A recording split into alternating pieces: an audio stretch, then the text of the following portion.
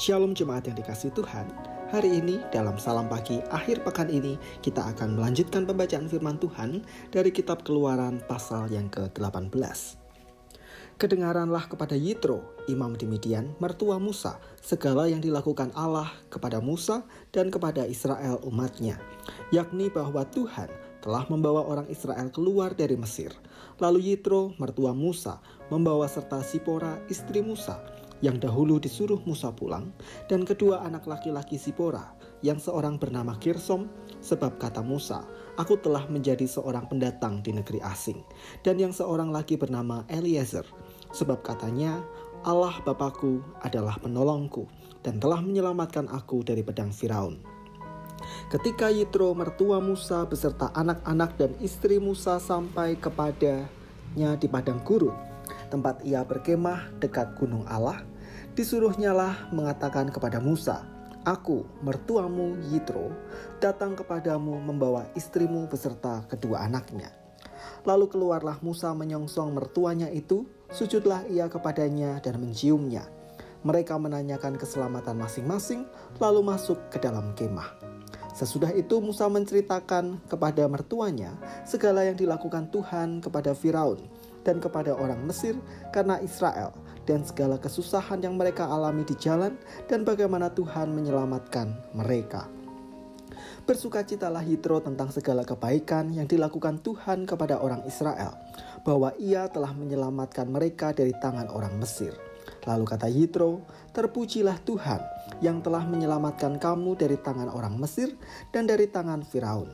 Sebab aku tahu bahwa Tuhan lebih besar dari segala Allah, sebab ia telah menyelamatkan bangsa ini dari tangan orang Mesir, karena memang orang-orang ini telah bertindak angkuh terhadap mereka.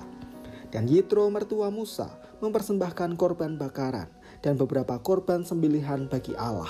Lalu Harun dan semua tua-tua Israel datang untuk makan bersama-sama dengan mertua Musa di hadapan Allah. Keesokan harinya duduklah Musa mengadili di antara bangsa itu, dan bangsa itu berdiri di depan Musa dari pagi sampai petang. Ketika mertua Musa melihat segala yang dilakukannya kepada bangsa itu, berkatalah ia, apakah ini yang kau lakukan kepada bangsa itu? Mengapakah engkau seorang diri saja yang duduk, sedang seluruh bangsa itu berdiri di depanmu dari pagi sampai petang? Kata Musa kepada mertuanya itu, sebab bangsa ini datang kepadaku untuk menanyakan petunjuk Allah. Apabila ada perkara di antara mereka, maka mereka datang kepadaku, dan aku mengadili antara yang seorang dan yang lain. Lagi pula aku memberitahukan kepada mereka ketetapan-ketetapan dan keputusan-keputusan Allah. Tetapi mertua Musa menjawabnya, tidak baik seperti yang kau lakukan itu. Engkau akan menjadi sangat lelah, baik engkau, baik bangsa yang beserta engkau ini. Sebab pekerjaan ini terlalu berat bagimu, takkan sanggup engkau melakukannya seorang diri saja. Jadi sekarang dengarlah perkataanku, aku akan memberi nasihat kepadamu, dan Allah akan menyertai engkau. Adapun engkau, wakililah bangsa itu di hadapan Allah, dan kau hadapkanlah perkara-perkara mereka kepada Allah.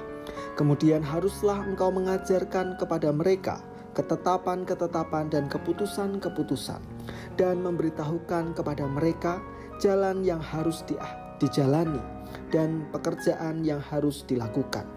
Di samping itu kau carilah dari seluruh bangsa itu orang-orang yang cakap dan yang takut akan Allah, orang-orang yang dapat dipercaya dan yang benci kepada pengejaran suap.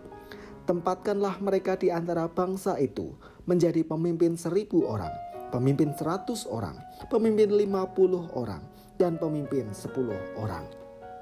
Dan sewaktu-waktu mereka harus mengadili di antara bangsa, maka segala perkara yang besar haruslah dihadapkan mereka kepadamu, tetapi segala perkara yang kecil diadili mereka sendiri.